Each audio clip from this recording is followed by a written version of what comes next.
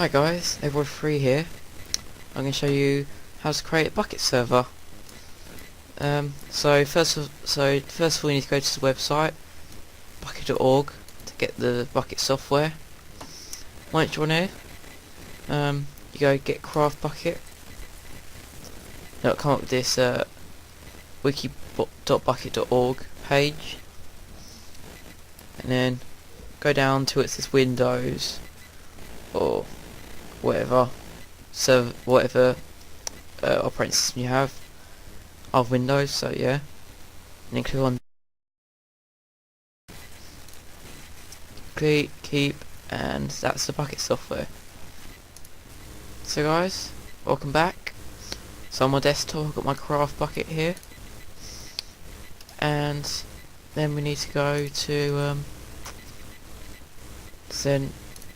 this is the Bukkit software, and what you need to do is you need to put it in a folder, because when you activate it or run it, it will get lots of it will give you lots of new files. So create a new folder and call it whatever you want, so you can recognise it as your server. Then what you need to do is you put the craftbukkit, you put craftbukkit software in here in your server folder, and to run it you can't sort of double click it or extract it. What you need to do is you need to make a batch file, and you need to get a new notepad file, untitled one, and paste this into here, and I'll put all the links and all this in the description so you can easily get it. So once you have this in a untitled notepad file, go to file, go to save as, and then go to where your folder, your new folder is created, so mine's here, and call it whatever. So I can call it server start.bat. Or it doesn't really matter what the bit before the .bat is, it can be anything, but you've got to make sure it's ending, it basically ends in .bat, otherwise it won't work. So then save it, and you can exit that now. See, you should have something called server start, and I just forgot to do something.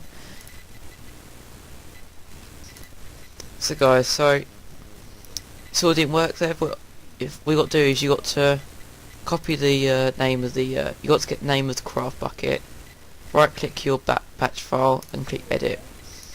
What you got to do is you got to change this craftbukkit into the name of your one, so highlight that, Control V, there we go. Then Control S there, save it. Whoops. Yeah. And then should be working, there we go. So what you got to do, so before you start it, you got to get the name of that, and you got to edit your server start, and you got to make it so it's the same name. So you'll make it so it's the same name as your thing. So you can see it's all loading and stuff like that, and I'll be back to show you the server properties and explain them through and stuff like that. So see you guys. So guys, we're back, and this is what you should get once you've run server start, or whatever it's called, your batch file. And we're just gonna explain through some of the stuff. So we have plugins folder, which is where you put your plugins for your server, and I might give you, actually I'll do a separate file, I'll do a separate video on how to install plugins. These are your world files, that's the overworld, that's the nether version, and that's the end version of your overworld one. Banned IPs is any banned IPs, like any IPs that you ban from your server. Ban player, same thing except from player names. Bukkit, don't worry about that one. Help. Ops is like people in the server who get full permissions, so you cannot be yourself, stuff like that. Permissions, don't worry about that one. We've got whitelist, which is, so if you, I'll show you how to set up, but whitelist you have to activate it, enable it, but once you have the whitelist, it will be the names you put in there are the only people who can go on the server. So good. So this properties is where where you have all the settings for it. So we have system information there. Generate settings. That's basically you could. I'm not sure what that is actually, but allow never. Of course, simple. You just allow the never. People go never. Level name. That's basically where you can change what world you have, what world you run, and I'll probably show that later. Enable query, don't know what that does. Alright, that one there. Allow fly, that makes it so if someone has fly mod or some sort of fly mod, they can use it. But for ops, if you're an op and you have fly mod, it doesn't affect you. Port, that's just to do with if you're running multiple Minecraft servers and you want to run them all at the same time. Just don't change that one unless you know what you're doing. Level type default, you can also change it so it's super flat, but yeah, you can also change it.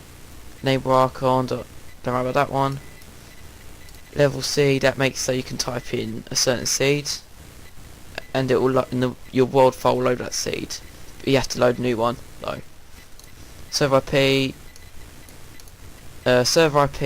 for servers now, you don't have to put it in like you used to, but to run a server you need to have some sort of IP thing, create an IP. So I have Hamachi, you can either use a Hamachi, you can use a Hamachi IP, you can use, say for example, if you port forward, you can use that port forward IP to log onto it, but as long as you have an IP, doesn't really matter, you can join to it.